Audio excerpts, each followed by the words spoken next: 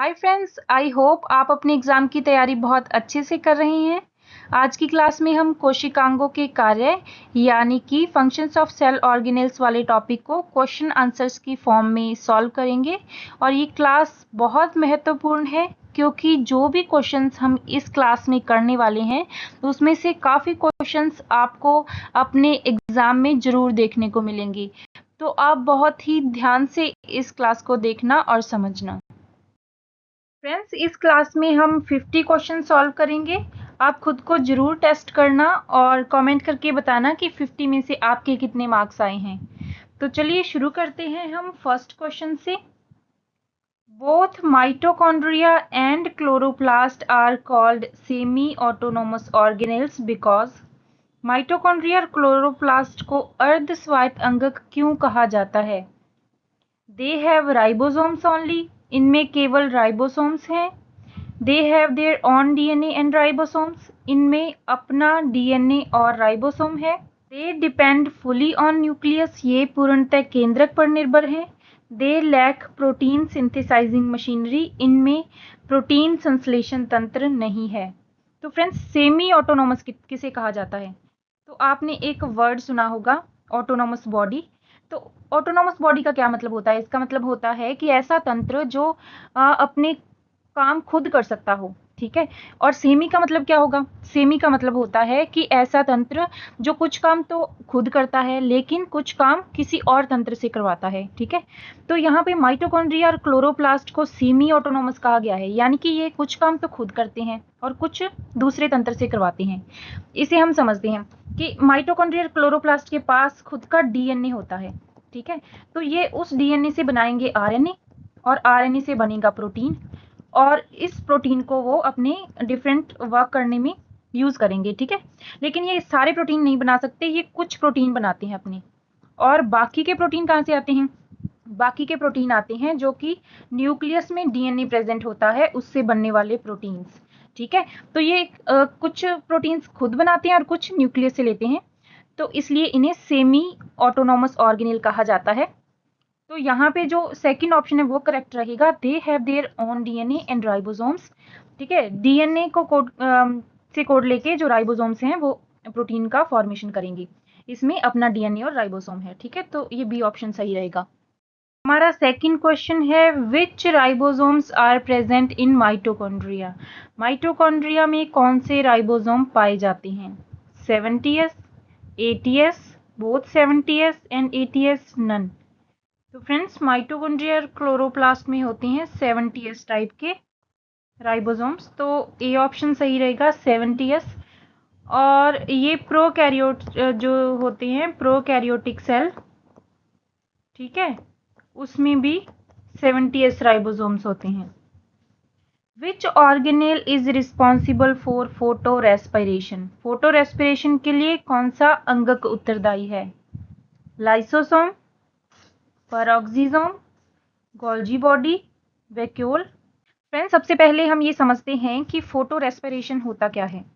तो आप जानते हैं कि नॉर्मली प्लांट्स फोटोसिंथेसिस करते हैं, उसमें वो क्या करते हैं कि कार्बन डाइऑक्साइड का यूज़ करके शुगर बनाते हैं और ऑक्सीजन का निर्माण करते हैं। जब हम फोटोसिंथेसिस की रिएक्शन को लिखते हैं तो हम ऐसे लिखते हैं कि carbon dioxide, water, light energy. तो इससे बनेगा क्या? एक तो बनेगा शुगर C6H12O6, ठीक है, और बनेगा 6O2। और जो ये फोटोसिंथेसिस की रिएक्शन होती है ये दो तरह की होती है। एक होती है लाइट रिएक्शन, दो स्टेप्स में होती है, light reaction and dark reaction. और डार्क रिएक्शन को हम केल्विन साइकिल भी बोलते हैं। तो यहाँ पे हम लिख लेते हैं केल्विन साइकिल, ठीक है। जो लाइट रिएक्शन है उसमें क्या होता है? उसमें बनता है ATP, NADPH, और क्या बनता है? ऑक्सीजन। और जो डार्क रिएक्शन है उसमें कार्बन को फिक्स किया जाता है, ठीक है। तो उसमें होता है कार्बन फिक्सेशन। इसमें जो एंजाइम पार्टिसिपेट करता है, मेन एंजाइम होता है रुबिस्को, ठीक है। ये रुबिस्को एंजाइम क्या करता है? कार्बन को किसी और शुगर के साथ जोड़ता है, ठीक है। लेकिन ये सब होता है नॉर्मल कंडीशन में। जब कंडीशंस एनवायरनमेंट मान लीजिए बहुत शुष्क हो गया और बहुत ज़्यादा गर्म हो गया, शुष्क के साथ गर्म भी है और शुष्क भी है, तो उस परिस्थिति में क्या होगा कि जो प्लांट हैं वो क्या करेंगे, अपने स्टोमेटा को क्लोज कर लेंगे। ठीक है, प्लांट के जो स्टोमेटा है वो क्लोज हो जाएंगे। वो इसलिए करता है प्लांट ताकि जो स्टोमेटा से होने वाला वाटर लॉस है उसे कम किया जा सके। ठीक है, तो इसमें स्टोमेटा क्लोज होने के बाद क्या होगा कि प्लांट के अंदर जो कार्बन डाइऑक्साइड प्रेजेंट होती है वो तो यूज हो जाएगी। तो जब कार्बन डाइऑक्साइड की कंसंट्रेशन 50 ppm से कम हो जाती है, तो उस परिस्थिति में जो रुबिस्को है वो कार्बन डाइऑक्साइड के साथ रिएक्शन नहीं करता, फिर वो ऑक्सीजन के साथ रिएक्शन करता है। तो इसके जो बाई प्रोडक्ट्स बनते हैं वो टॉक्सिक होते हैं। तो प्लांट अब इन टॉक्सिक प्रोडक्ट्स का क्या करेगा, उसको यूजफुल प्रोडक्ट में चेंज करेगा। ठीक है, यूजफुल प्रोडक्ट में चेंज करता है। तो यूजफुल प्रोडक्ट में जब चेंज करता है तब ये साइकिल चलता है फोटो रेस्पिरेशन। ठीक है, तो ये साइकिल चलता है सबसे पहले क्लोरोप्लास्ट में, फिर उसके बाद में इसमें यूज होता है पर ऑक्सीजोम, और थर्ड होता है माइटोकॉन्ड्रिया। तो इस रिएक्शन में 3 कोशिकांग हैं वो काम में लिए जाते हैं। तो अगर हम इन ऑप्शंस पे चर्चा करें तो लाइसोसोम, परऑक्सीसोम, तो हमारा जो बी ऑप्शन है वो सही रहेगा, परऑक्सीसोम। ठीक है, और इस क्वेश्चन में परऑक्सीसोम की जगह क्लोरोप्लास्ट भी हो सकता था, माइटोकॉन्ड्रिया भी हो सकता था। तो आपको याद रखना है फोटो जो रेस्पिरेशन है वो क्लोरोप्लास्ट, परऑक्सीसोम और माइटोकॉन्ड्रिया में होता है। ठीक है, नेक्स्ट क्वेश्चन पे चलते हैं। फ्रेंड्स, ये एजर्शन रीजन वाला क्वेश्चन है। Lysosomes are absent in plant cell. पादप कोशिका में लाइसोसोम अनुपस्थित होते हैं। Plant cells use vacuoles for digestion. पादप कोशिकाएं पाचन के लिए वैक्यूल्स का उपयोग करती हैं। तो फ्रेंड्स, इसका दोनों सही है एजर्शन रीजन में। Both A and R true, assertion and reason true, R is correct explanation. तो ये बात सही है कि प्लांट सेल में लाइसोसोम एब्सेंट होते हैं और डाइजेशन का काम वैक्यूल्स में होता है। Which cell organelle is involve in secretion of hormones like insulin. Insulin जैसे हार्मोन के स्रवण में कौन सा अंगक सहायक है? राइबोसोम। तो राइबोसोम तो प्रोटीन्स बनाते हैं, ये ऑप्शन गलत है। गोल्जी बॉडी, लाइसोसोम या परऑक्सीसोम? तो इसका आंसर रहेगा गोल्जी बॉडी। तो फ्रेंड्स, इसमें क्या होता है कि जो एंडोप्लाज्मिक रेटिकुलम होती है यानी कि अंतःप्रद्रव्य जालिका, उससे जो हॉर्मोन्स हैं या प्रोटीन्स हैं वो पैक होके गोल्जी के पास आते हैं, और गोल्जी से आगे पैक होके वो प्लाज्मा मेम्ब्रेन पे जो वेसिकल होगी, पैक्ड वेसिकल, तो वो प्लाज्मा मेम्ब्रेन से चिपक जाएगी और इससे बाद में उस प्रोटीन को सेक्रीट कर दिया जाएगा। ठीक है, तो इस तरह से जो हॉर्मोन्स हैं उसके स्रवण में रिस्पॉन्सिबल होती है गोल्जी बॉडीज। तो नेक्स्ट हम देखते हैं फ्रेंड्स, 6th क्वेश्चन है, match the following. Column A में दिया गया है ऑर्गेनेल, अंगक, और कॉलम बी में दिया गया है फंक्शन, कार्य। न्यूक्लियोलस, तो इसमें से देखना है न्यूक्लियोलस का क्या कार्य है। तो फ्रेंड्स, न्यूक्लियोलस करता है लिपिड सिंथेसिस, राइबोसोम सिंथेसिस या प्रोटीन सिंथेसिस। तो इसमें आएगा ribosome synthesis. Rough endoplasmic reticulum का क्या काम होता है? Protein synthesis. और स्मूथ एंडोप्लाज्मिक रेटिकुलम यानी कि चिकनी अंतःप्रद्रव्य जालिका का होता है लिपिड सिंथेसिस। तो यहाँ पे हम मैच कर लेंगे फर्स्ट का राइबोसोम सिंथेसिस यानी कि फर्स्ट का सेकंड, रफ एंडोप्लाज्मिक रेटिकुलम का प्रोटीन सिंथेसिस यानी कि थर्ड, और स्मूथ एंडोप्लाज्मिक का फर्स्ट। तो ए ऑप्शन यहाँ पे सही रहेगा। चलिए नेक्स्ट स्लाइड पे चलते हैं।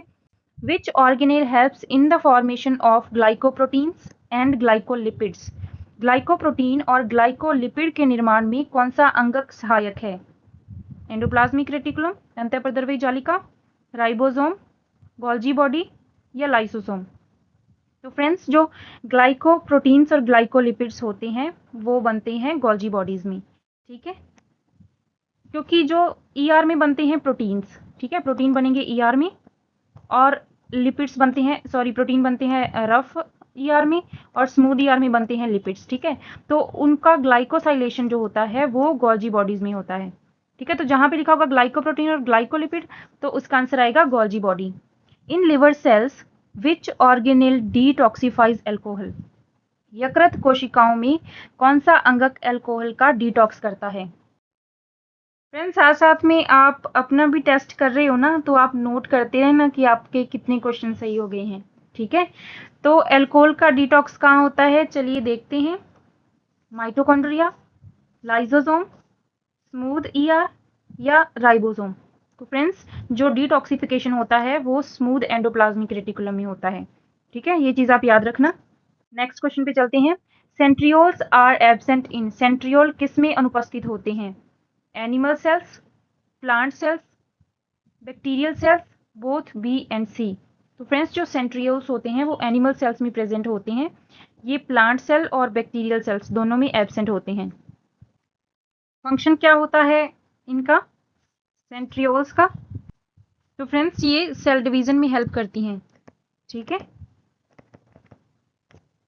यहाँ पे दिया गया है प्लांट सेल और बैक्टीरिया सेल में दोनों में अनुपस्थित होती है, लेकिन जो लोअर प्लांट्स होते हैं उनमें ये प्रेजेंट होती है, कुछ लोअर प्लांट्स में प्रेजेंट होती है, लेकिन हायर प्लांट्स में एब्सेंट होती है। ठीक है, which organelle is involve in the synthesis of steroid hormones, steroid hormone के संश्लेषण में कौन सा अंगक सहायक है? Lysosome, smooth endoplasmic reticulum, Golgi and ribosomes. तो इसका आंसर रहेगा स्मूथ एंडोप्लाज्मिक रेटिकुलम। यहाँ पे स्टीरॉयड हार्मोन्स का फॉर्मेशन होता है। फ्रेंड्स, हमें पता है कि जो स्मूथ एंडोप्लाज्मिक रेटिकुलम है वो लिपिड्स का फॉर्मेशन करती है, तो जो स्टीरॉयड हार्मोन्स होते हैं वो लिपिड्स ही होते हैं, इसीलिए हमने ये आंसर दिया है स्मूथ एंडोप्लाज्मिक रेटिकुलम। तो फ्रेंड्स, अगर आप ऐसे एक दूसरे टॉपिक को जोड़ के समझेंगे तो आपको ज़्यादा याद रहेगा। ठीक है, चलिए नेक्स्ट स्लाइड पे चलते हैं। Which organelle stores calcium ions in muscle cells? Sarcoplasmic reticulum. तो इन्होंने आंसर तो क्वेश्चन में ही बता दिया है। स्नायु कोशिकाओं में कैल्शियम आयन किस अंगक में संग्रहित होते हैं? Mitochondria, ribosome, smooth endoplasmic reticulum और गोल्जी। तो इसका आंसर रहेगा स्मूथ एंडोप्लाज्मिक रेटिकुलम। तो फ्रेंड्स, जो मसल सेल में स्मूथ एंडोप्लाज्मिक रेटिकुलम होती है उसमें कैल्शियम आयन भरे रहते हैं, उसी को ही हम सार्कोप्लाज्मिक रेटिकुलम कहते हैं। ठीक है, तो जब कभी भी मसल सेल को कोई स्टिमुलस मिलता है तो स्मूथ एंडोप्लाज्मिक रेटिकुलम से जो कैल्शियम आयंस हैं वो रिलीज हो जाते हैं, वो जाके एक्टिन के ट्रोपोनिन पे जुड़ते हैं, ट्रोपोनिन से फिर जो ट्रोपोमायोसिन है वो मूव हो जाता है, जिससे एक्टिन फिलामेंट पे जो साइट होती है myosin binding site.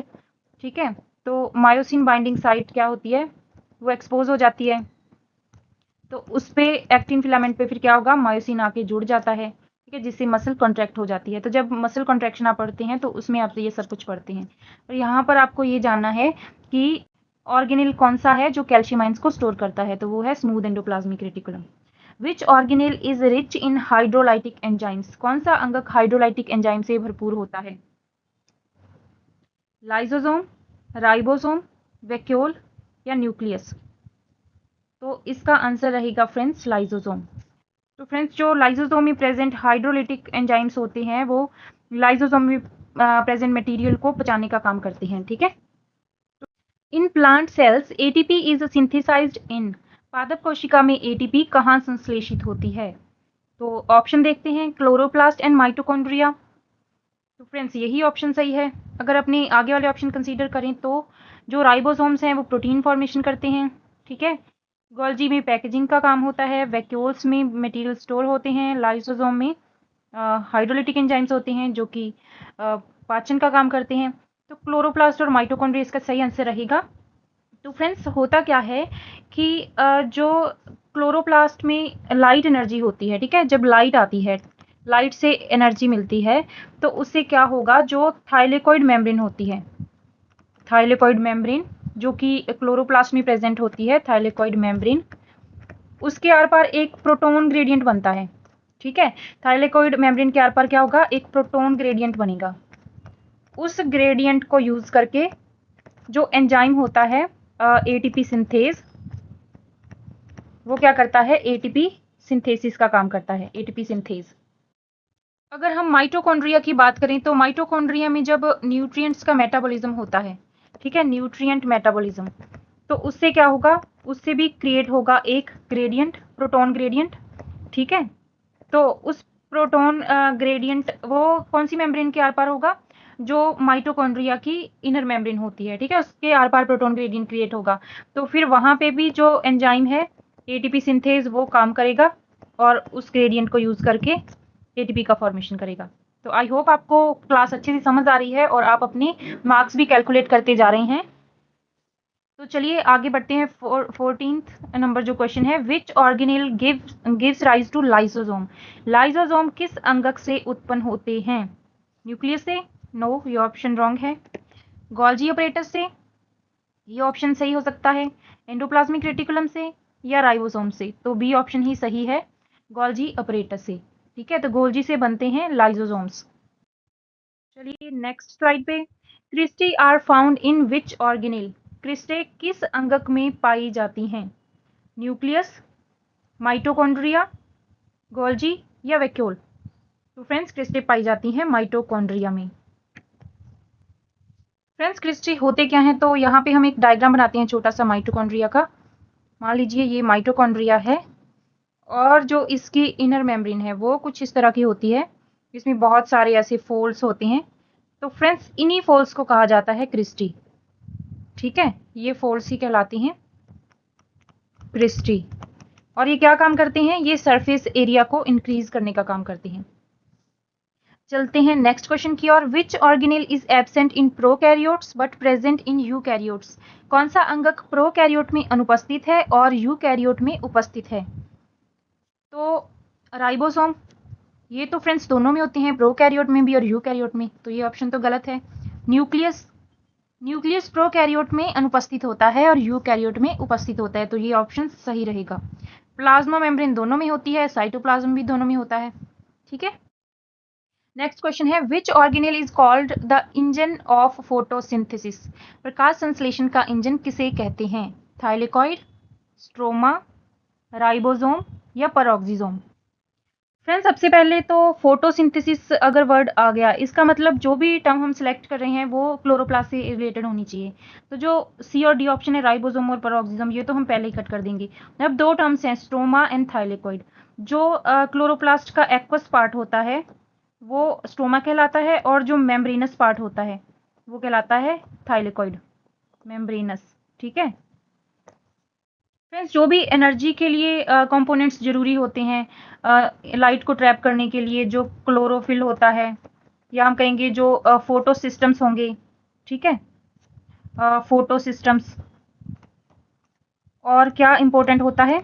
ATP synthase, ATP synthase, और जो इलेक्ट्रॉन कैरियर्स होते हैं, इलेक्ट्रॉन कैरियर्स, ये सब जो जरूरी कंपोनेंट्स होते हैं, इनकी वजह से क्या होता है? लाइट रिएक्शन होती है, लाइट रिएक्शन।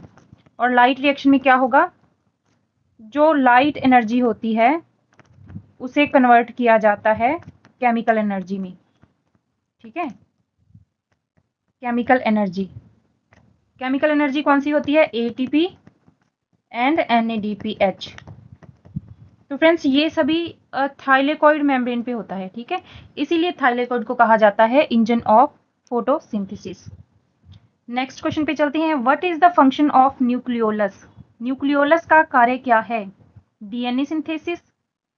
नहीं, डीएनए सिंथेसिस तो पूरे न्यूक्लियस में होता है, रेप्लिकेशन जिसे हम कहते हैं। ठीक है, राइबोसोम सिंथेसिस, तो ये सही है, राइबोसोम जो है वो न्यूक्लियोलस में बनते हैं। लिपिड सिंथेसिस होता है स्मूथ ईआर में, और प्रोटीन जो मॉडिफिकेशन है वो होता है गोल्जी बॉडीज में। तो ये बी ऑप्शन बिल्कुल सही है, राइबोसोम सिंथेसिस होता है न्यूक्लियोलस में। नेक्स्ट देखते हैं, glyoxysomes are specialised peroxisomes found in. Glyoxysome विशेष पेरोक्सिसोम कहाँ पाए जाते हैं? जो ग्लाइऑक्सिसोम होते हैं वो एक तरह के स्पेशलाइज्ड पेरोक्सिसोम होते हैं, वो कहाँ पाए जाते हैं? एनिमल सेल्स में, प्लांट सेल्स में, इसका एग्जाम्पल दिया हुआ है जर्मिनेटिंग सीड्स में, बैक्टीरिया में या वायरसेस में। तो फ्रेंड्स जो ग्लाइऑक्सिसोम्स होते हैं ये प्लांट सेल्स में प्रेजेंट होते हैं। जर्मिनेटिंग सीड्स में ये क्या करते हैं? जो स्टोर्ड लिपिड होता है, स्टोर्ड लिपिड, उसे क्या करेंगे? शुगर में कन्वर्ट करने का काम करते हैं जर्मिनेशन के दौरान। ठीक है, which organelle is responsible for apoptosis, programmed cell death. Apoptosis नियत कोशिका मृत्यु के लिए कौन सा अंगक उत्तरदायी है? एपोप्टोसिस क्या होता है? तो फ्रेंड्स, अगर कोई बॉडी की सेल है वो डैमेज हो जाती है तो बॉडी के द्वारा वो खत्म कर दी जाती है, तो उस प्रक्रिया को कहा जाता है एपोप्टोसिस। तो फ्रेंड्स, इसके लिए कौन सा ऑर्गेनेल जिम्मेदार होगा? तो इसके लिए जिम्मेदार होगा माइटोकॉन्ड्रिया। जो माइटोकॉन्ड्रिया होता है उसका जो इंटर मेम्ब्रेन स्पेस होता है वहां से एक सिग्नल आता है साइटोक्रोम सी। तो इसे इंटर मेम्ब्रेनस माइटोकॉन्ड्रियल जो स्पेस है वहां से इस साइटोक्रोम सी को साइटोप्लाज्म में रिलीज कर दिया जाता है। ठीक है, जो साइटोसोल होता है उसमें रिलीज कर दिया जाता है। तो इससे सेल में आगे एंजाइम्स एक्टिवेट होते जाते हैं और उसके बाद में उस सेल को नष्ट कर दिया जाता है। तो इसके लिए जो लाइसोसोम है वो भी कुछ काम करती है, ईआर भी काम करती है, पर जो मुख्य अंगक होता है माइटोकॉन्ड्रिया। ठीक है। पॉलीसोम्स पॉलीराइबोसोम्स आर। पॉलीराइबोसोम क्या है? Many ERs, many ribosomes on one mRNA, ribosome in mitochondria, ribosome in vacuole. तो फ्रेंड्स, जो पॉलीसोम होता है वो बहुत सारे राइबोसोम्स जब एक एमआरएनए पर जुड़ जाते हैं। तो फ्रेंड्स, इस तरह से मान लीजिए ये एक एमआरएनए है, तो इस एमआरएनए पर बहुत सारे जो राइबोसोम्स हैं वो ऐसे जुड़े रहते हैं, बहुत सारे राइबोसोम्स ऐसे जुड़े रहेंगे। ठीक है, तो ये एक ही एमआरएनए पर जुड़े हुए हैं। ये है एमआरएनए और ये है राइबोसोम। तो इसे हम क्या कहेंगे? पॉलीसोम कहेंगे। ये राइबोसोम कर क्या रहे हैं? तो जब भी एमआरएनए पर राइबोसोम जुड़ रहा है इसका मतलब वो प्रोटीन का सिंथेसिस कर रहा है। तो यहाँ पे ऐसे करके ये प्रोटीन सिंथेसिस कर रहे हैं। ठीक है, तो फ्रेंड्स, इससे क्या फायदा होता है पॉलीराइबोसोम से कि एक ही टाइम पे जो एक एमआरएनए की बहुत सारी एक एमआरएनए से बहुत सारी प्रोटीन्स बन जाती हैं, यानी कि एक ही तरह के बहुत सारी कॉपीज बन जाएंगी प्रोटीन की। ठीक है, इससे टाइम की बचत होगी। Which organelle plays a major role in secretion of enzymes in pancreatic cells?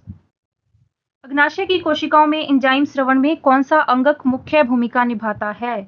तो फ्रेंड्स, ऐसा क्वेश्चन हमने पहले भी देखा था जिसमें क्या था? Enzyme secretion. तो ये इसका आंसर आपको पता होना चाहिए। राइबोसोम, गोल्जी एपरेटस, वैक्यूल या पेरोक्सिसोम? तो बताइए फटाफट, क्या है इसका आंसर? राइट, इसका आंसर है गोल्जी एपरेटस, क्योंकि गोल्जी क्या करता है? मटेरियल की पैकेजिंग करके, एंजाइम की पैकेजिंग करके उसे क्या करेगा? प्लाज्मा मेम्ब्रेन तक पहुंचा देता है। ठीक है, और प्लाज्मा मेम्ब्रेन से फिर बाद में क्या होगा? जो मटेरियल है वो बाहर की ओर सिक्रीट कर दिया जाएगा।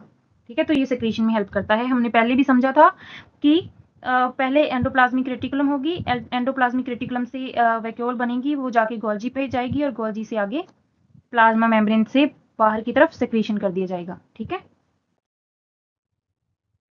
Which organelle participates in cell plate formation during plant cell division? पादप कोशिका विभाजन के समय सेल प्लेट निर्माण में कौन सा अंगक भाग लेता है? डिक्टियोसोम, गोल्जी, राइबोसोम, लाइसोसोम या स्मूथ एंडोप्लाज्मिक रेटिकुलम? तो फ्रेंड्स, जो डिक्टियोसोम्स होते हैं वो सेल प्लेट का फॉर्मेशन करते हैं। ठीक है फ्रेंड्स, जब एनिमल सेल डिवाइड होती है उसमें साइटोकाइनेसिस होता है, तो उसमें क्या होगा कि बाहर से अंदर की तरफ डिवीजन होता है। यहाँ से वो पिंच हो जाती है सेंटर से। ठीक है, मान लीजिए ये एक न्यूक्लियस है, ये दूसरा न्यूक्लियस है। ठीक है, तो बाहर से अंदर की ओर वो डिवाइड होना शुरू होती है। लेकिन जो प्लांट सेल होती है, प्लांट सेल में सेल मेम्ब्रेन के बाहर की ओर होती है सेल वॉल। तो सेल वॉल के कारण ये बाहर से अंदर की तरफ डिवाइड नहीं हो सकती। तो इसमें क्या होगा? सेंटर से पेरिफेरी की ओर एक प्लेट का फॉर्मेशन होने लग जाता है। ठीक है, यानी कि वो मिडल लैमेला बनना शुरू हो जाती है, सेल वॉल बनना शुरू हो जाती है। तो ये सेंटर से पेरिफेरी की तरफ होता है और ये किसके द्वारा किया जाता है? डिक्टियोसोम के द्वारा। चलते हैं नेक्स्ट क्वेश्चन पे। Which organelle is involve in spindle fibre attachment? Spindle तंतु के जुड़ाव में कौन सा अंगक सहायक है? सेंट्रियोल। तो फ्रेंड्स, सेंट्रियोल तो क्या करता है? स्पिंडल का फॉर्मेशन करता है, स्पिंडल फॉर्मेशन। ठीक है, काइनेटोकोर। तो काइनेटोकोर इसका आंसर रहेगा। काइनेटोकोर पे जाके जुड़ते हैं जो स्पिंडल फाइबर होते हैं। न्यूक्लियोलस गलत है और राइबोसोम भी गलत है। तो फ्रेंड्स, जो क्रोमोसोम्स होते हैं, ये हम यहाँ पे बना रहे हैं क्रोमोसोम। तो क्रोमोसोम का जो सेंट्रियोल वाला पार्ट होता है यहाँ पे एक प्रोटीन का कॉम्प्लेक्स जुड़ा होता है, इसी को बोलते हैं काइनेटोकोर। तो ये है काइनेटोकोर, और इसी काइनेटोकोर पे आके जुड़ते हैं स्पिंडल फाइबर्स। ठीक है, यहाँ पे जुड़ते हैं स्पिंडल फाइबर। तो इसका आंसर रहेगा B, kinetochore. In prokaryotic cells respiration occurs in. प्रोकैरियोटिक कोशिकाओं में श्वसन कहाँ होता है? Cytoplasm and plasma membrane, mitochondria, ribosome, nucleoid. तो फ्रेंड्स माइटोकॉन्ड्रिया तो प्रोकैरियोटिक सेल में एब्सेंट होता है, तो ये ऑप्शन तो आएगा नहीं। तो इसमें क्या ऑप्शन सही रहेगा? Cytoplasm and plasma membrane. ठीक है, राइबोसोम रेस्पिरेशन में वैसे पार्टिसिपेट नहीं करते, न्यूक्लियोइड भी इसका आंसर नहीं सही हो सकता। तो इसका फर्स्ट ऑप्शन ही सही रहेगा, cytoplasm and plasma membrane. Which organelle forms spindle fibres in animal cells? पशु कोशिकाओं में स्पिंडल फाइबर कौन बनाता है? राइबोसोम्स? नहीं, राइबोसोम स्पिंडल फाइबर से नहीं बनाते हैं, ये प्रोटीन्स का फॉर्मेशन करते हैं सेंट्रियोल। सेंट्रियोल बनाते हैं स्पिंडल फाइबर, ये तो आपको पता होना चाहिए। अभी हमने इसे समझा है कि सेंट्रियोल स्पिंडल फॉर्मेशन करते हैं। ठीक है, नेक्स्ट क्वेश्चन पे चलते हैं। The double membrane bound organelles are. दोहरी झिल्ली वाले अंगक हैं। Nucleus? Yes, nucleus double membranous होता है। माइटोकॉन्ड्रिया भी डबल मेम्ब्रेनस होता है। क्लोरोप्लास्ट भी डबल मेम्ब्रेनस होता है। तो इसका ए ऑप्शन ही सही रहेगा। चलिए दूसरे ऑप्शंस भी हम देखते हैं। जो लाइसोसोम है वो सिंगल मेम्ब्रेन वाला होता है, वैक्यूल भी सिंगल, ईआर भी सिंगल, गोल्जी सिंगल होता है, ईआर भी सिंगल होता है। यहाँ पे दोबारा आ गया, न्यूक्लियोलस पे कोई मेम्ब्रेन नहीं होती है। ठीक है, राइबोसोम के ऊपर भी कोई मेम्ब्रेन नहीं होती, सेंट्रियोल भी बिना मेम्ब्रेन वाला और साइटोस्केलेटन भी बिना मेम्ब्रेन वाला। तो इसका ए ऑप्शन ही सही रहेगा, क्योंकि यहाँ पे डबल मेम्ब्रेन वाला पूछा गया है। नेक्स्ट क्वेश्चन देखते हैं। Which organelle is absent in red blood cells? लाल रक्त कोशिकाओं आरबीसीज में कौन सा अंगक अनुपस्थित होता है? Nucleus, ribosome, mitochondria, all of the above. तो फ्रेंड्स ये सभी जो कोशिकांग हैं वो आरबीसीज में एब्सेंट होते हैं, तो ऑल ऑफ द अबव आएगा, क्योंकि आरबीसी में बहुत सारा क्या होता है, हीमोग्लोबिन, जो कि ज़्यादा से ज़्यादा ऑक्सीजन को कैरी करता है। ठीक है, which organelle is directly connected to the nuclear envelope? कौन सा अंगक सीधे नाभिकीय झिल्ली से जुड़ा होता है? तो ये तो आप सब जानते ही होंगे, न्यूक्लियस के साथ में जुड़ा हुआ अंगक होता है एंडोप्लाज्मिक रेटिकुलम। विच ऑर्गेनेल इन plant sales contain pigments other than chlorophyll? पादप कोशिकाओं में क्लोरोफिल के अतिरिक्त रंग द्रव्य किस अंगक में पाए जाते हैं? क्रोमोप्लास्ट, अमाइलोप्लास्ट, गोल्जी या वैक्यूल? तो फ्रेंड्स ये तो हमें नाम से ही पता चल रहा है, क्रोमोप्लास्ट। क्रोमो का मतलब ही होता है कलर। ठीक है, तो इसका आंसर यही रहेगा, क्रोमोप्लास्ट। क्रोमोप्लास्ट में क्या होता है, कैरोटीनॉइड्स प्रेजेंट होते हैं, तो जो फ्लावर्स को कलर मिलता है और जो फ्रूट्स का कलर होता है वो इन्हीं क्रोमोप्लास्ट के कारण होता है। ठीक है, इन protein synthesis the site of transcription is. Protein संश्लेषण में प्रतिलेखन का स्थान है राइबोसोम, न्यूक्लियस, गोल्जी, ईआर। तो फ्रेंड्स ट्रांसक्रिप्शन होता है जब डीएनए से आरएनए बनता है, तो उसे हम बोलते हैं ट्रांसक्रिप्शन। तो डीएनए कहाँ पे होता है? डीएनए होता है न्यूक्लियस में, तो न्यूक्लियस में ही डीएनए से आरएनए बनेगा। The organelle responsible for translation is. अनुवादन के लिए कौन सा अंगक उत्तरदायी है?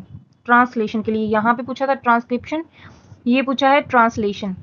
ट्रांसलेशन का मतलब होता है डीएनए से प्रोटीन का बनना। ठीक है, तो डीएनए से प्रोटीन कहाँ बनता है? राइबोसोम पे, तो ए ऑप्शन सही है। Which organelle contains enzymes for the Krebs cycle? तो फ्रेंड्स जो क्वेश्चन है उसमें प्रोकैरियोट और यूकैरियोट का कुछ भी मेंशन नहीं करा हुआ। ठीक है, और ऑप्शन में इन्होंने माइटोकॉन्ड्रिया भी दे रखा है, तो हमें पता है कि जो क्रेब्स साइकिल होता है वो माइटोकॉन्ड्रिया में चलता है। ठीक है, तो हम ऑप्शन का ये सी ऑप्शन है उसे सही रखेंगे। अगर बिना प्रोकैरियोट यूकैरियोट के देके पूछा गया तो आप माइटोकॉन्ड्रिया को टिक कर सकते हैं। ठीक है, और अगर प्रोकैरियोट का पूछा है तो प्रोकैरियोट में जो क्रेब्स साइकिल है वो चलता है साइटोप्लाज्म में, तो फिर ए ऑप्शन सही हो जाता, और यूकैरियोट के लिए तो माइटोकॉन्ड्रिया सही होता है। Which organelle provides a protoplasmic continuum between adjacent plant cells? पौधों की सन्निहित कोशिकाओं में प्रोटोप्लाज्मिक संपर्क कौन उपलब्ध कराता है? मतलब ऐसा कौन सा अंगक है जो एक सेल से दूसरे सेल में मटेरियल का आदान प्रदान होने देता है? तो वो होता है plasmodesmata. Which organelle contains chlorophyll B? Chlorophyll B किस अंगक में पाया जाता है? तो फ्रेंड्स ये तो बिल्कुल ही आसान सा क्वेश्चन है। तो क्लोरोप्लास्ट की जो थाइलेकोइड मेम्ब्रेन होती है वहां पे प्रेजेंट होते हैं क्लोरोफिल, तो क्लोरोफिल बी भी वही होगा। DNA replication occurs in, DNA प्रतिकृति कहाँ होती है? Ribosome, nucleus, cytoplasm, ER. तो फ्रेंड्स न्यूक्लियस में होता है डीएनए और वहीं पे होगा डीएनए का replication. Which organelle is the site of glycosylation of proteins? Protein के ग्लाइकोसाइलेशन का स्थान कौन सा अंगक है? ऐसा क्वेश्चन पहले भी आया था कि ग्लाइकोलिपिड्स और ग्लाइकोप्रोटीन्स कहाँ प्रेजेंट होते हैं। तो फ्रेंड्स आप ये इसका आंसर सही बताओगे, मुझे पता है। तो इसका आंसर रहेगा गोल्जी बॉडी, क्योंकि गोल्जी बॉडी में जो प्रोटीन्स और लिपिड्स होते हैं उनका ग्लाइकोसाइलेशन होता है। Which organelle breaks down fatty acids to produce hydrogen पर ऑक्साइड?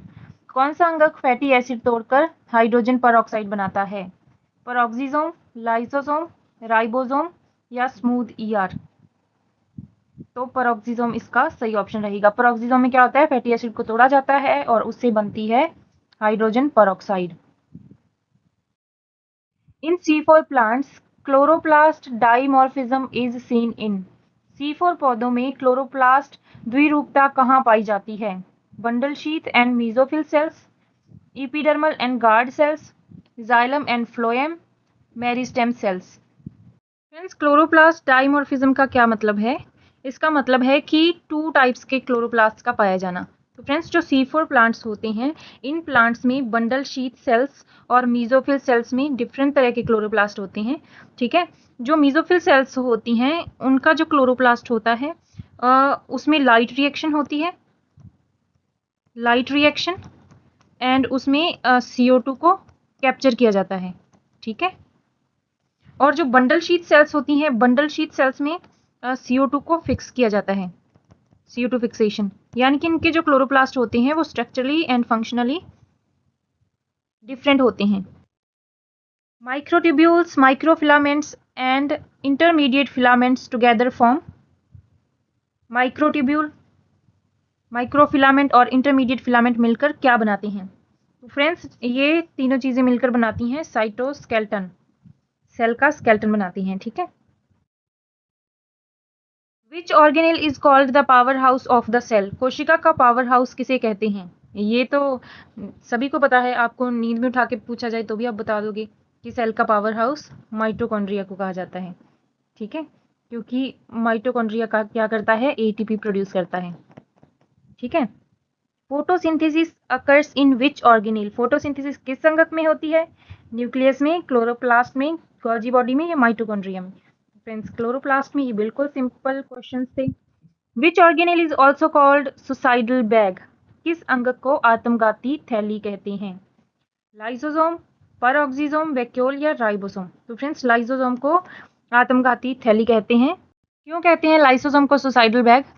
क्योंकि लाइसोसोम में हाइड्रोलिटिक एंजाइम्स होते हैं, हाइड्रोलाइटिक एंजाइम्स, और जब अगर लाइसोसोम फट जाता है तो वो पूरे के पूरे सेल को डिस्ट्रॉय कर सकता है, और जब पूरा सेल डिस्ट्रॉय होगा तो लाइसोसोम खुद भी डिस्ट्रॉय हो जाएगा, तो इसलिए इसे सुसाइडल बैग कहा जाता है। The site of protein synthesis is, protein संश्लेषण का स्थान है ribosome, lysosome, Golgi body, nucleus. तो फ्रेंड्स आप सभी को पता है कि राइबोसोम होते हैं प्रोटीन सिंथेसिस की site. The control centre of the cell is, कोशिका का नियंत्रण केंद्र है न्यूक्लियोलस, न्यूक्लियस, साइटोप्लाज्म या एंडोप्लाज्मिक रेटिकुलम? तो इसका आंसर रहेगा न्यूक्लियस। ये होता है सेल का कंट्रोल सेंटर। तो फ्रेंड्स पहले थोड़े मुश्किल क्वेश्चंस आ रहे थे, अब बिल्कुल ही आसान क्वेश्चंस आ रहे हैं।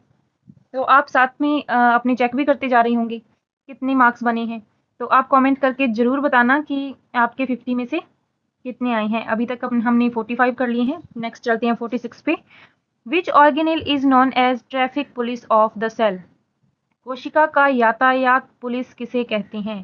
Golgi apparatus, ribosome, endoplasmic reticulum या वैक्यूल? तो बताइए फ्रेंड्स, ट्रैफिक पुलिस कौन होता है सेल का? ट्रैफिक पुलिस होता है Golgi apparatus.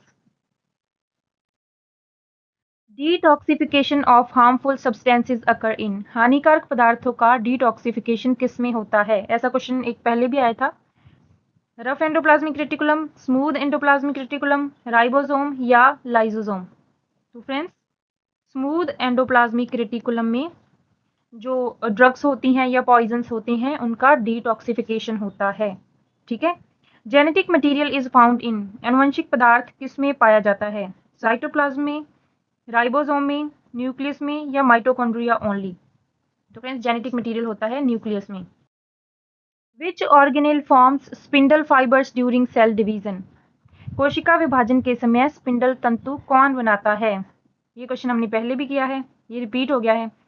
Centriole, nucleolus, lysosome या वैक्यूल? तो बताइए फ्रेंड्स, क्या है इसका answer? Centriole. Which organelle stores water, minerals and waste products in plant sales?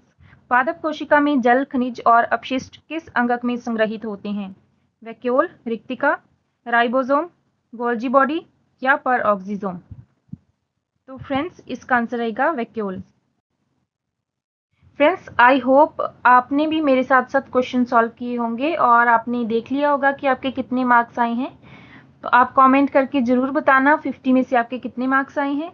और फ्रेंड्स, मार्क्स देखने से ये फ़ायदा होगा कि आपको पता चल जाएगा कि आपका ये टॉपिक स्ट्रॉन्ग है या वीक है। अगर आपके कम मार्क्स आए हैं तो आप इस टॉपिक को रिवाइज़ करना, और अगर आपके अच्छे मार्क्स बन रहे हैं तो आप इस टॉपिक पे अपना टाइम वेस्ट ना करके नए टॉपिक को सीखना। ठीक है। आई होप आपको क्लास अच्छी लगी होगी। वीडियो को लाइक ज़रूर करें, चैनल को सब्सक्राइब करें और ऐसे ही अपने कॉन्सेप्ट्स क्लियर करने के लिए बने रहें कॉन्क्रीट लर्निंग के साथ। Thanks for watching.